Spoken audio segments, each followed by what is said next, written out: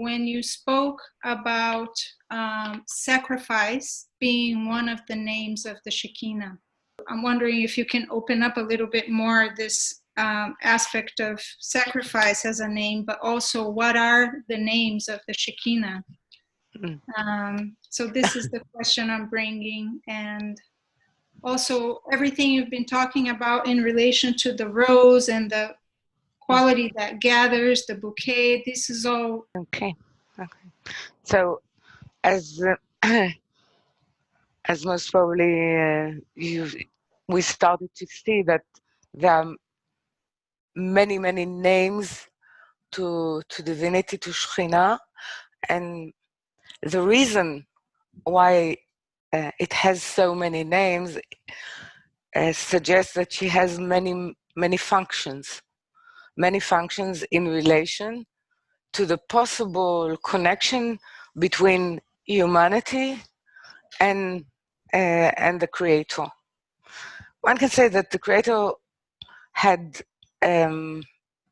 sort of a decision, one can say, which becomes a law or a will, that the only place that the Creator is willing to meet human consciousness is in Shekinah. So, like then it's a place, but it's a place that the composite of it is consciousness. It means that a certain state, conscious state, creates the place in which the Creator or the light can dwell in.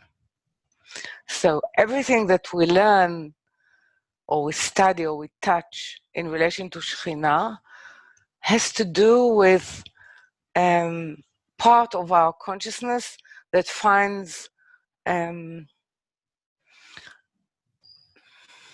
would call it, find itself to be fitting, to start to be that weaving power of place, of dwelling place for the light. So it has, since humanity is it's to do with multiplicity. It has multiple, one can say multiple gates. Okay. One of the gates has to do with how actually, I'll start again. What are the base condition or the base attitude that a person want or should have, that something will be in simile to that structure of Shekinah that will allow him to be part of it. Okay. So it starts with her name, with her specific name being time. So time reflects processes that all humanity will go throughout its being, from separation or from exile to, one can say, to redemption, or to actualize the image of God in himself, in itself. So she carries the name time in terms of the processes that are due for all humanity to become what they need to become. So if she is the time, and in Hebrew it says et, it's not actually using the word time as in an equivalent to zman, which is to do with an invitation. Et is to do more with a particular time to act. It's the particular time, it's the timing more than the time. Okay. So one of her name is timing. timing to enter, timing to advance, timing to attain.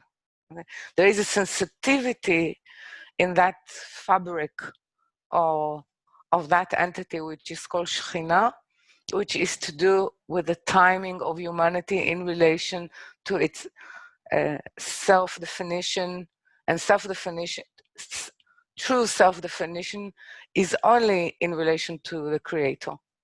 Other self-definitions are actually klipa or sitra achra, or the other side, because it's the captivity of that light that should be in a different place. Okay, so that brings me from timing to sacrifice. So the question of humans, or of humanity to God, if there is a question, how to come close to you? How can we come close to you? And the process that will allow it resides in Shekinah. So the way you can approach me, the answer is through you need to sacrifice something that you are using for yourself. You have to put it on the altar, okay, and allow it to burn, or allow it to go through transmutation. So whatever you gave will become, let's say, of a different, it will achieve a different state. It will become, let's say, a smoke or a smell, something that can rise above itself, the point of its burning. So if we said, and I will tie it to what I said before, I said that one of the names of Shekinah is timing. There are particular timing which are favorable for building this relationship, and there are time which are favorable to destroy or to cut away everything that is prohibiting or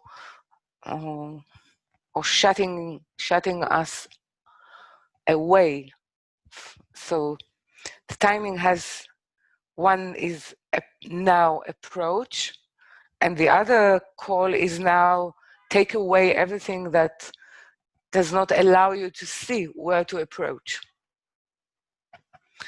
So timing has to do with sacrifice, because sacrifice discovered to our disclosed. It will be more accurate to say disclosed for us what kind of timing is at play now. Okay, so now sacrifice does not, and it's really very important to remember, sacrifice does not imply guilt or sin. Well, that is very particular to Hebraic or Judaism in terms of Judah, in terms of unification, okay? Because it says that there is a natural streak in human consciousness that wished to come near the Creator without having sinned before. So sin is not the only working premise for humanity, and we need to remember that, because we're so loaded with sort of perception of sin.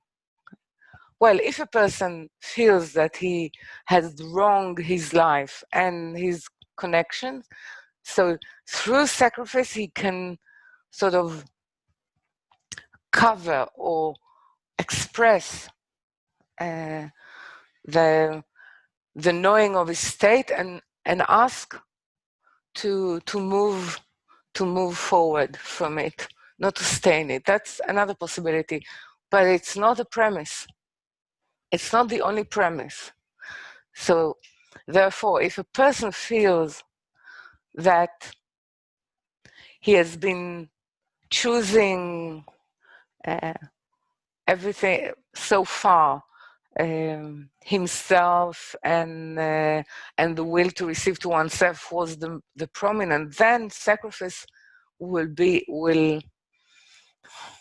accommodate itself to the timing of taking out what is called orla, that which covers the ability to have an true intercourse with the light.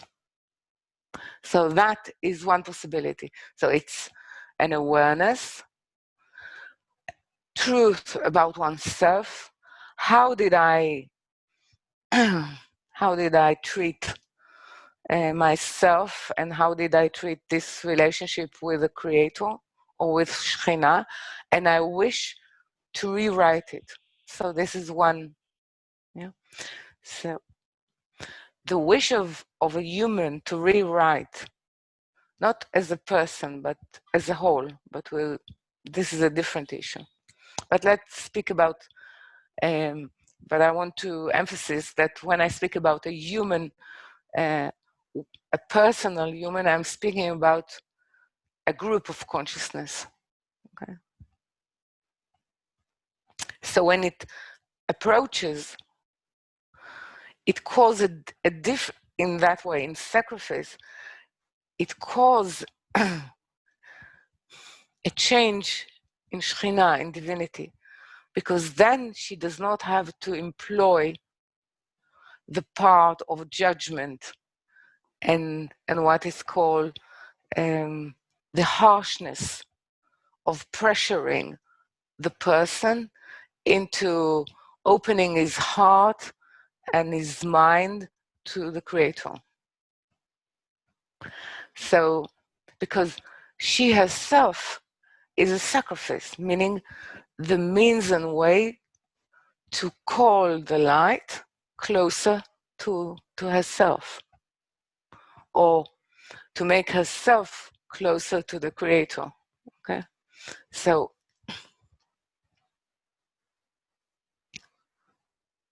her power of sacrifice is the will of humanity.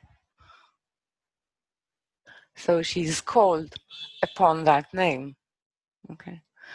Now, she's as well as the rose of testimony.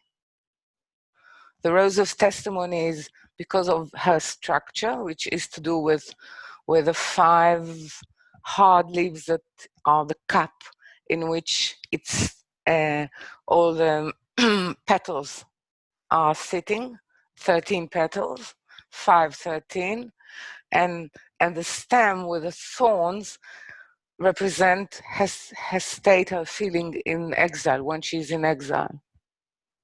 And whenever that is being removed, she can sort of give her smell.